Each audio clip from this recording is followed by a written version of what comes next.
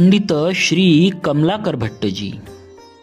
श्री कमलाकर भट्ट जी ने संसार में तत्ववाद की ध्वजा फहराई। आप शास्त्रार्थ, खंडन मंडन एवं शंका समाधान आदि की कलाओं में बड़े चतुर थे। श्रेष्ठ पुरुष आपका बड़ा आदर करते थे। आप माधव गौड़ेश्वर संप्रदाय के सिरमौर थे।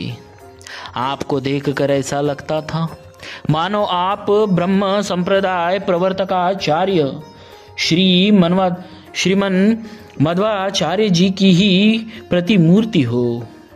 आप भगवान के सभी अवतारों को पूर्ण अवतार ही जानते एवं मानते थे। श्रीमद् भागवत की विजय ध्वजी टीका की पद्धति से श्रीमद् भागवत की व्याख्या करते थे। आपके वचन श्रुति स्मृति पुराण सम्मत होते थे। आप अपनी भुजाओं पर तप्त मुद्राओं को धारण किए हुए थे। श्री कमलाकर भट्ट जी के विषय में विशेष विवरण इस प्रकार है। पंडित श्री कमलाकर जी भट्ट माधवा गौड़ेश्वर संप्रदाय के सिरमौर संत थे। आप अगाध पांडित्य संपन्न होते हुए भी अत्यंत विनम्र और साधु स्वभाव के थे। एक बार आप एकांत में बैठकर भगवत लीलाओं का चिंतन कर रहे थे। उसी समय एक शाक्त ने आकर आपको शास्त्रार्थ की चुनौती दी।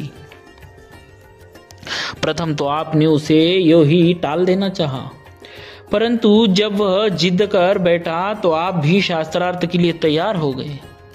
उसने विविध युक्तियों से अपने मत की सर्वश्रेष्ठता प्रतिपादन किया, परंतु आपने अनायास ही उसके समस्त सिद्धांतों का ऐसा खंडन किया कि उसकी वाणी मौन हो गई। तब उसने उस दिन का शास्त्रार्थ स्थगित कर दिया और अगले दिन पुनः शास्त्रार्थ करने के लिए कहकर घर चला गया। घर आकर उसने अपनी इष्ट देवी का ध्यान किया।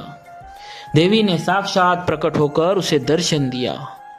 तब उसने उपालंब पूर्वक देवी से पूछा कि आपने कल शास्त्रार्थ में मेरी सहायता क्यों नहीं की?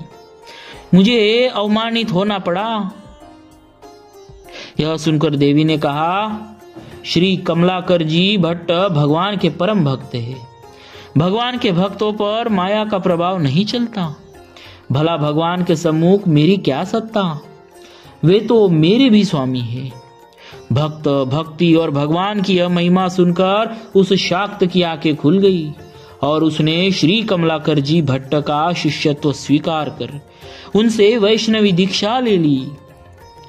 भक्तों बोलिए भक्तराज श्री कमलाकर भट्ट जी महाराज की जय। भक्तवत्सल भगवान की जय।